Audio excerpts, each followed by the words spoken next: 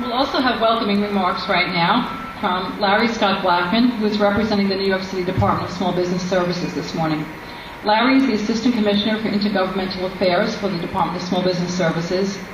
SBS has a long history of funding community development and commercial revitalization programs in New York City, including BEDC's programs. They play an integral part in building livable, sustainable neighborhoods in New York City. Larry?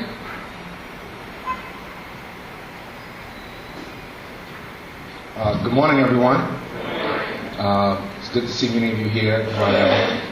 Thank you, Joan, for your gracious introduction. I'm Larry Scott Blackmon. I'm the Chief of Staff and now Deputy Commissioner of Small Business Services as of last week. Thank you. Thanks to Joan for inviting me to what some of us call Harlem South. I'm from Harlem. And a number of my friends here are from Harlem, so we always top Harlem wherever we go. What do we do at the New York City Department of Small Business Services? We have three primary functions. We help businesses form, we help businesses grow, and we help them do business. It's interesting that we're here today with many of our friends from the religious sector.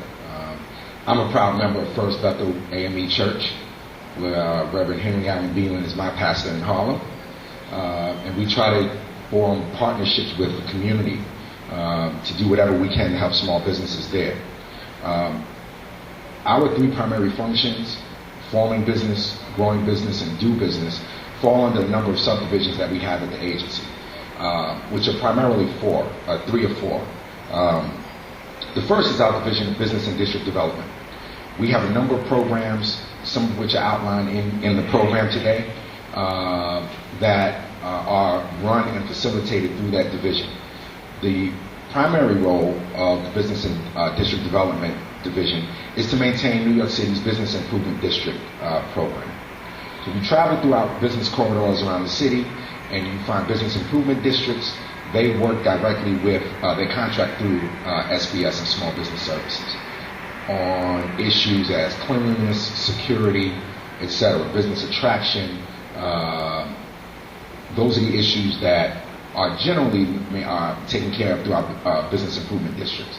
An additional program that we have through Business and District Development is the Avenue NYC program, which is again a public-private partnership where we fund community-based organizations, local development corporations, Chamber of Commerce, to go out and again help with business assistance, relocation, and we aren't that good at business relocation. It's a tough issue, which we may want to get out of the business of that because we aren't real estate agents. But again, Avenue NYC funds those programs. We have another division, our Workforce Development Division. What we found, if you come to job fairs, etc., and you have 1,000 people who show up, the match between the worker and the employer generally isn't as efficient as it could be.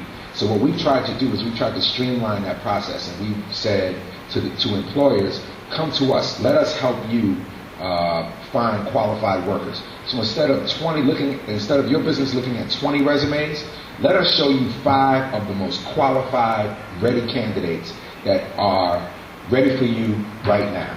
And this approach has worked. We've gone from placing 127 people per quarter to over 4,000 people per quarter in jobs using this streamlined approach.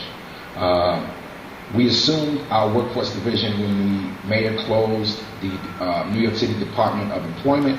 It merged in with our agency, and we've been trying to match employers and the workforce as efficiently as possible.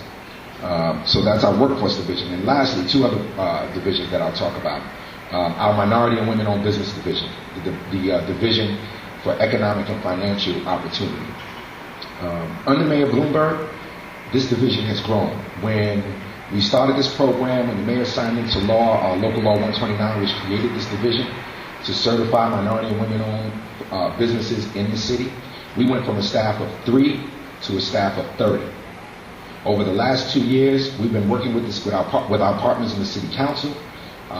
We created the MWBE Leadership Association, made up of organizations who've been fighting for equal opportunity for women and minority-owned businesses for years. Some of them are represented here today. And we look forward to this partnership going forward to increase the number of minority and women-owned firms.